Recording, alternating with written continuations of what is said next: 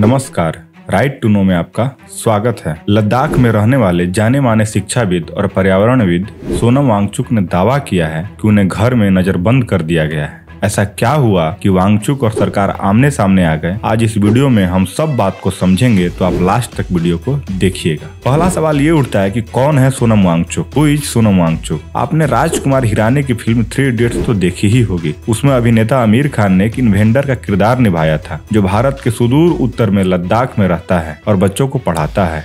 यह किरदार जिस शख्सियत से प्रेरित था उनका नाम है सोनम वांगचुक। 56 साल के सोनम वांगचुक मैकेनिकल इंजीनियर और Himalayan institute of alternatives Ladakh के निदेशक हैं। उन्हें साल 2018 में मैग्सेसे पुरस्कार से भी सम्मानित किया गया। वांगचुक अपने अनूठे school students educational and cultural movement of Ladakh की वजह से काफी मशहूर है। इनका कैंपस सौर ऊर्जा पर चलता है। यहाँ खाना पकाने, रोशनी या हीटिंग के लिए जीवाश्म ईंधन यानी पेट्रोल, डीजल या कोयले का इस्तेमाल नहीं होता है। सोनम वांगचुक 2 जनवरी से भूख हड़ताल पर है। 18,380 फुट की ऊंचाई पर खारदुंग ला में रहने वाले वांगचुक ने अपनी भूख हड़ताल के ऐलान के 2 दिन बाद यूट्यूब पर एक वीडियो जारी कर कहा कि प्रशासन ने उन्हें घर में ही नजरबंद कर दिया है, यानी हाउस अरेस्ट उन्हें कर दिया गया है। हालांकि प्रशासन ने इस आरोप को गलत बताया। वांगचुक ने एक ट्वीट कर एक दस्तावेज साझा किया जिसमें उनके सामने प्रशासन द्वारा रखी गई कुछ शर्तें हैं। उन्होंने लिखा, दुनिया के वकील ध्यान दें, जब प्रार्थनाएं और उपवास चल रहे हैं तब लद्दाख यूटी प्रशासन चाहता है कि मैं इस बॉन्ड पर साइन करूं। यह कैसे सही है? क्या मैं चुप हो जाऊं? मुझे गिरफ्तारी से डर नहीं लगता। प्रधानमंत्री नरेंद्र मोदी को टैग कर किए गए इस ट्वीट के साथ जो बॉन्ड दिया गया है उसके मुताबिक वांगचुक के सामने शर्त रखी गई है कि वो कोई बयान नहीं देंगे, टिप्पणियां नहीं करेंगे, भाषण नहीं देंगे, लेह जिले में किसी आयोजन में हिस्सा नहीं लेंगे। बाद में एक यूट्यूब वीडियो में उन्होंने कहा कि उन्हें नजरबंद कर दिया गया है जो असल में नजरबंदी से ज्यादा बुरा है। हालांकि लेह की वरिष्ठ पुलिस अधीक्षक पीडी नित्या ने इस पर सफाई देते हुए मीडिया को बताया उन्हें खारदुंग ला दर्रे में 5 दिन का उपवास करने की इजाजत नहीं दी गई थी क्योंकि वहाँ तापमान -40 डिग्री तक गिर जाता है। उन्हें और उनके समर्थकों के लिए जाना वहाँ बेहद खतरनाक होता और इसलिए उनसे अनुरोध किया गया कि वह अपने Himalayan institute of alternatives Ladakh के परिसर में ही उपवास करें। अब समझते हैं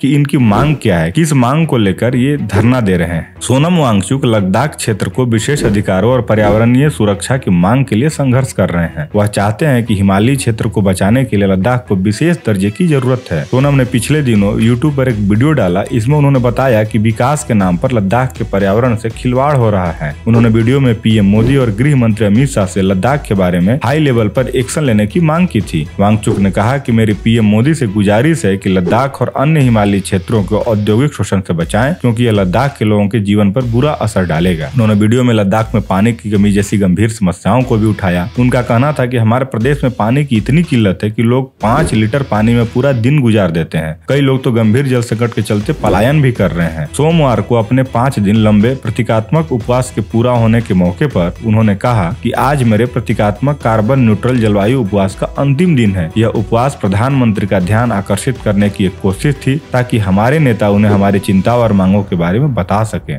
उन्होंने कहा कि हिमालय और उसके ग्लेशियरों की सुरक्षा के लिए कॉर्पोरेटर्स को खुश करने से ज्यादा जरूरी होना चाहिए। उन्होंने आगे बताया कि संविधान की 6ठी अनुसूची में लद्दाख को शामिल करना भी इसका एक हिस्सा है। जो भारतीय संविधान की 6ठी अनुसूची के तहत जातीय और जनजातीय क्षेत्रों में स्वायत्त जिला परिषदों और क्षेत्रीय परिषदों को अपने अपने क्षेत्रों के लिए कानून बनने का अधिकार दिया गया है। फिलहाल भारत के 4 राज्य मेघालय, असम, मिजोरम और त्रिपुरा के 10 जिले इस अनुसूची का हिस्सा है। वांगचुक की मांग है कि लद्दाख को भी इसी अनुसूची के तहत विशेषाधिकार दिए जाएं। 6ठी अनुसूची जो होती है भारतीय संविधान की, उसके तहत कोई भी राज्य को या किसी भी क्षेत्र को जब ये अधिकार मिलता है तो उसे स्पेशल अधिकार मिल जाता है कि वो अपने हिसाब से कानून बना सकता है। लेकिन आपके गौर करने के लिए बात बहुत जरूरी है कि ये 6ठी अनुसूची सिर्फ और सिर्फ नॉर्थ ईस्ट के लिए लागू होती है, न कि देश के किसी भी अन्य कोने के लिए। तो ये बात तो हो गई कि सोनम वांगचुक की क्या मांग है। सोनम वांगचुक पर आए दिन कई आरोप भी लगते हैं। जैसे पहला आरोप, कुछ लोगों का आरोप है कि उन्होंने बर्फ का स्तूप बनाया था ताकि वाटर को चैनलाइज किया जा सके, लेकिन वो